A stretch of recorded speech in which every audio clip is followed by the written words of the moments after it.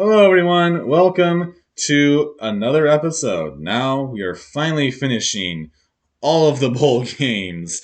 We have come to the New Year's Six, and I'm really going to go into depth about these because these are obviously the huge bowl games. And I don't want to just kind of breeze through these, kind of like they did the first 38. These are the most important ones. I want to really spend some time into these, go into depth, and really talk about these matchups. Um, and so, if you have not seen my videos on the other 38 bowl games I have already recorded, please go ahead and watch those. Um, Also, I am recording this on a Thursday night, so yes, I am watching the Kansas City Chiefs and the LA Chargers, and well, it is a war. It is currently tied at 21 with about 7.5 minutes left to go in the fourth quarter. So I really want to get this done and watch that game.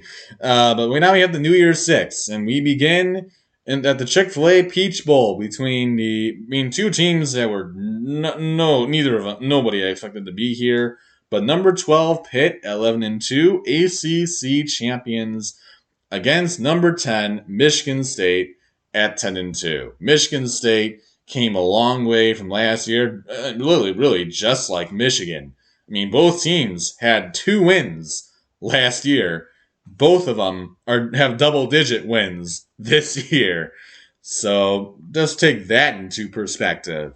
But Michigan State, great season overall. However, this game I don't think will be going well for the Spartans. Many teams have already proven against Michigan State they cannot, and I mean they cannot, defend anyone through the air. And I don't care that Kenny Pickett is not playing. They are still going to get gashed through the air. Maybe not as much as they would have if Kenny Pickett was playing in this game, but another important detail to mention is Kenneth Walker's not playing for Michigan State either. And that is the heart and soul of their offense. And since one of their starting wide receivers is also transferring out, Peyton Thorne's gonna have like one wide receiver really that he can count on to try and throw to. And then as for Pitt, Jordan Addison, he won't have his guy Kenny Pickett, but he'll have a quarterback. And Michigan State's defense is not really that special. I think this is going to end up not being that good of a game, really because all the stars that were in this game are now gone, but also because Michigan State just does not have the defense to stop anyone. And I think Pitt will take this one. Also, their head coach is a former Michigan State guy, so he knows the Spartans all too well. So not a lot of things going right for the Spartans here. This is not going to turn out well for Michigan State. I think the Pitt Panthers win the Chick-fil-A Peach Bowl and win a big New Year's Six Bowl for themselves. Probably won't be in that position probably all too often. But anyway, congratulations to the Pitt Panthers on winning the ACC. Now we head to the PlayStation Fiesta Bowl with Oklahoma State and Notre Dame. Oklahoma State was the runner-up in the Big 12 after they came that close to beating Baylor in the Big 12 championship game. Obviously, Spencer Sanders had a horrible game in that game. He had a bad game against Baylor in the regular season too, and then he struggled again against Baylor in the Big 12 championship game. Oklahoma State still nearly made a comeback. They were literally a half an inch away from making it to the end zone and winning the Big 12. However, they came up just a tad short. Oklahoma State 11-2, very dependent on whether or not Spencer Sanders has a good game. Notre Dame, well, they have their own different stuff going on. Brian Kelly left. He is no longer the head coach at Notre Dame, shockingly to the entire country, as he went to LSU. Yeah, he's at LSU. So Notre Dame now has their defensive coordinator, Marcus Freeman, which I think is a great move by Notre Dame. Is a smart move by Notre Dame. Really good move for Notre Dame. If you have seen how happy players are that he is their new head coach, it could be Notre Dame could be very special in the coming years. But this season, he will be, I believe, coaching this game in the Fiesta Bowl against Oklahoma State. Oklahoma State and Spencer Sanders has shown that he struggles. I mean, he struggles, man. And Notre Dame, I think they're a team that capitalizes off of mistakes, and this Notre Dame team wins this one, knocks off the Cowboys. I'd love to see Oklahoma State win. First of all, I like the Cowboys a lot. I love to see them win games and prove people wrong because every single year they almost never get any attention, and then they end up having a fantastic year. I love Oklahoma State. I love Spencer Sanders, but I don't think they win this one. I think Notre Dame has a better team in this game. It really just it won't go well for Oklahoma State. I have Notre Dame taking this one and going home with the Fiesta Bowl. And now we have the Rose Bowl game presented by Capital One Venture X. It's the Rose Bowl. Number 11, Utah, the Pac-12 champions, meeting Oregon yet again, just blowing them off the face of it, wiping them off the face of the earth. Playing against it was the best Big Ten team because obviously Big Ten champion is Michigan, but the best Big Ten team in number 6, Ohio State. Buckeyes, well known for the offense. Obviously, C.J. Stroud, the 50 million wide receivers they have, C.J. Henderson, they have an offense that can beat anyone in the country. What they don't have is a good defense. However, the one thing that is going to win Ohio State this game is I want to pick Utah, obviously, because I'm a Michigan fan. I cannot stand the Buckeyes, but Utah, they might have beaten Oregon, and Oregon's soul might have been pulled out of them by Utah blowing them out twice. But Ohio State is a significantly better team. I know Utah might make this one a bit of a challenge for Ohio State, considering the adversity that the Utes have gone through with obviously some death among the team. As well as other adversity. I think this is a Utah team that plays with a lot of heart and plays with a lot of. This is a Utah team that plays with a lot of heart, and simply that will make it very difficult for Ohio State. But I think the talent is going to win out in this one. Ohio State is way too good offensively. I think they give themselves a Rose Bowl game here, and they knock off the Utah Utes for a huge win for themselves, getting them the Rose Bowl. Obviously, a huge win for anyone who has that opportunity. Now we have the All-State Sugar Bowl between Big 12 champion number 7 Baylor at 11-2 and the next best SEC team available in number 8 Ole Miss. Baylor's team is pretty solid. Obviously, like I said, beat Oklahoma State by half an inch. Ole Miss, very good offensively. We'll see if Matt Corral ends up playing in this game. But Ole Miss will not have their offensive coordinator. He actually went to Oklahoma. Obviously, they still have head coach Lane Kiffin now. Ole Miss's team is really good. Baylor was a good defense in the Big 12. I think Baylor will make this one very interesting, but kind of like Ohio State, I think Ole Miss's offense is a bit too much for the Baylor Bears to handle.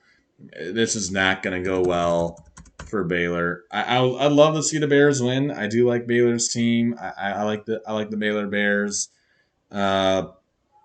So I would like to see Baylor win this one because I've never been a fan of Lane Kiffin. I really am not a Lane Kiffin guy. But Ole Miss's offense is very good. It's hard for a lot of teams to stop the Ole Miss offense. Kind of like it's really hard for a lot of teams to stop the Ohio State offense, unless you're the Wolverines. Which we gave up 27, but anyway, Ole Miss should make this one fun. I'm sorry, Baylor should make this one fun. Ole Miss will make this is a really good bowl game, but I think Ole Miss comes on top. and takes this one home for the Sugar Bowl. Too much of an offense for this team to handle. And now we head to the college football playoff semifinals. With the last half of the New Year's Six. First one, we have the Goodyear Cotton Bowl Classic of number 4 Cincinnati at 13-0. They are the only undefeated team in all of college football versus number 1 Alabama at 12-1, the SEC champion. Cincinnati obviously is the AAC champion or American Athletic champion, American champion, whatever you want to call them. Cincinnati's team has beat Notre Dame, which is a good win for them. Indiana, who cares about Indiana? They beat Houston. So they have some decent wins, and I think Cincinnati's team overall is not terrible. Obviously, to get to 13-0, you have to have some sort of talent. But Bama, they're too good. The defense has been a bit of a up and down battle for the Crimson Tide. We have seen multiple cases in which the defense has struggled and has put a lot of pressure on Bryce Young, but what have we seen every time when this happens? Bryce Young just goes bananas and carries the Bama offense and Bama team to a win, don't they? This is not going to be any different. Bryce Young is the Heisman. He might be the Heisman again next year. This is not a game that, for the first group of 5 team to be making a CFP, you don't want to be facing an offense like Alabama. This is not a good matchup for the Bearcats whatsoever. I mean, really playing any of these same games, I suppose, is not a good matchup for them, but this might be the worst matchup for them. Bama is about to wipe this team off the face of the earth, and they're about to embarrass the group of 5. And they're probably going to just get a free pass to the national championship game. And then we have the Capital One Orange Bowl. This is the one everyone will be watching. Georgia and Michigan. Michigan may have had the best season they've had in about 20 years. I mean, they go 12-1. They have that one mishap against Michigan State, which I'll never understand. But who cares? We're in the college football playoff.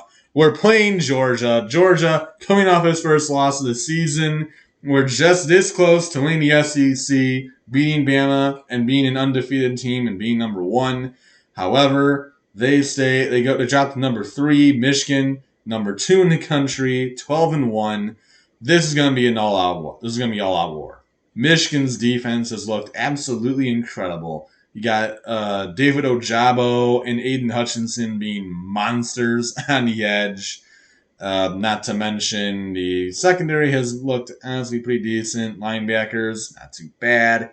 Offense, you have just probably the best running back room in the country. Cade McNamara is an alright quarterback. They have some decent receivers. Eric All at tight end has been incredible for the Wolverines.